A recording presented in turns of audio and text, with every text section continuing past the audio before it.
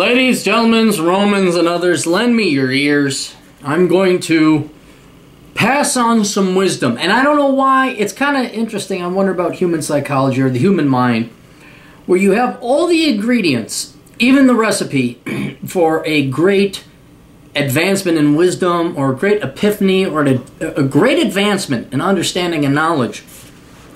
But you never take the time to make that recipe. And then when you finally piece it together and create this recipe of wisdom or observation or knowledge, you're like, why the fuck did I have the ingredients for 10 fucking years? Why? And now I just had more. I was just getting my protein shake over there. And that's when it hits you. You're like, holy shit, you know, when you're on the toilet or when you're riding your bike, that's when it hits. And that is not trying to solve people's problems. Asshole Consulting has been running now for over 3 years. And all we do, and I knew consciously, I was taking people's problems, and I was charging for my time. That's how I viewed it. I am charging for my time. Not necessarily to solve their problems, but that's why you charge, is for your time. And as I started providing more and more information, I realized that the clients of Asshole Consulting are incredibly rare. And the reason they're incredibly rare is because they have actually concluded, decided, in their minds they have a problem, they've identified the problem, and more importantly, they are going to take action to solve it. Not only do they want the problem, oh God, I wish my problem, they have taken action to solve it. And so I became accustomed or maybe used to that this is the normal. This is how most people have problems. They want the problem solved. Until you apply it in the outside world.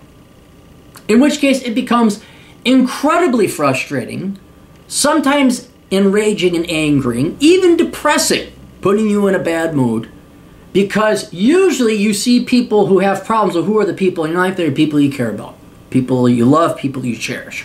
And you want them to do better. You want them to have no problems. You want them to have an easier life. And it's certainly one thing in my case where it's friends are like, hey, I see, you know, you don't see it from here, but from the hilltop I'm sitting on, I see your solution right there.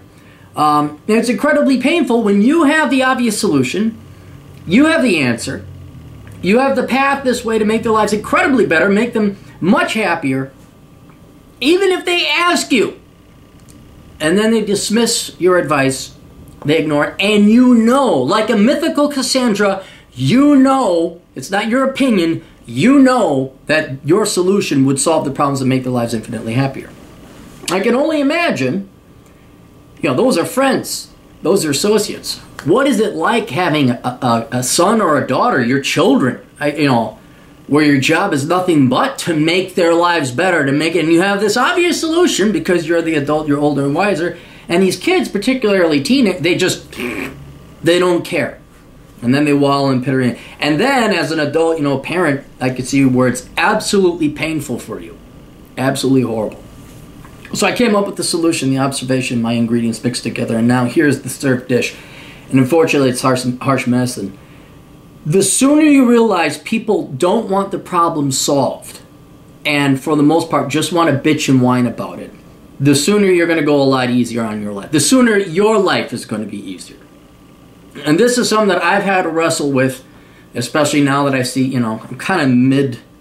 You see all ages and ranges, you know, okay, I know I was younger. I know older people don't know what the fuck they're talking about. And you get this vantage point, especially in my eccentric employment. And I was trying to figure out why I was getting so angry. And why even I was saying, you know what? I charge for that. Nope, you pay me for that. And the reason I realized that not only do I charge at Asshole Consulting for my time, but the other reason I charge friends, when they ask me, they say, hey, well, you know, this sounds like you're complaining, you know, and I slip them a card. It's funny. I get this one buddy. He should be selling out. He needs to get out of his neighborhood. He's in this leftist. It's a diversifying neighborhood. It's becoming cultured.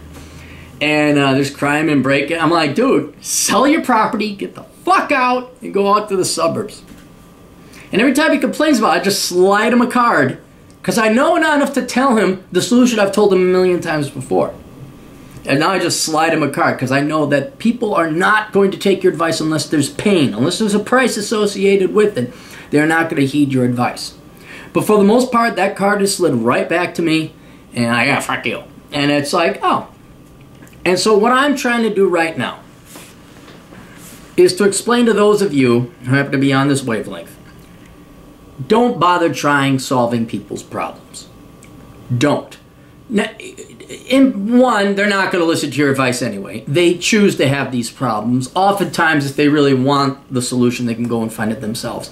But more importantly, you don't realize it. You know, I had to sit and realize why I'm in a funky mood. And there's this person I really desperately, well, not desperately, but I very much cherish.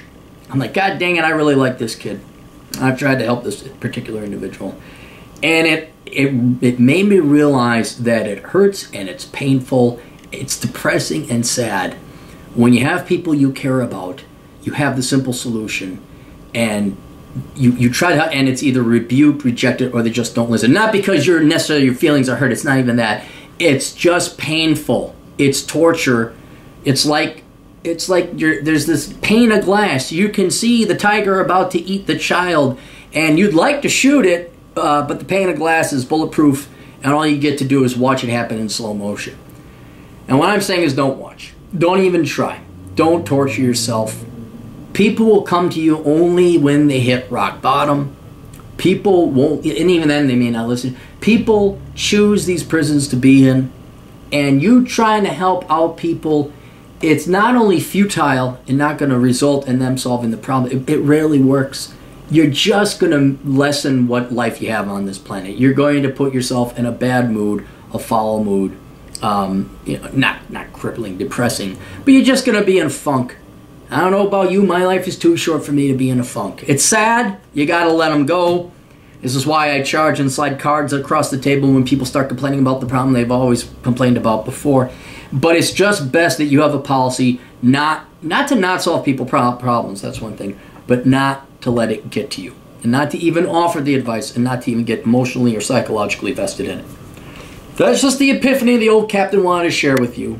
I know for a lot of you who are younger, you got more important matters on your life, like getting out of debt, finding a job, going to school. But as you slowly work your way up Maslow's hierarchy of needs, and you have a little bit of extra time, this is what's going to bother. And as you get older, that's all old people do pretty much, is they look at the young'uns, their children and their grandchildren. Oh my God, don't do this, don't do that, and they go, screw you, Dad, I know what I'm doing, and then oh no, and then it's painful. I'm just trying to teach you how to avoid that pain. Anyway, that's all we got. We'll see you kids later. Toodles.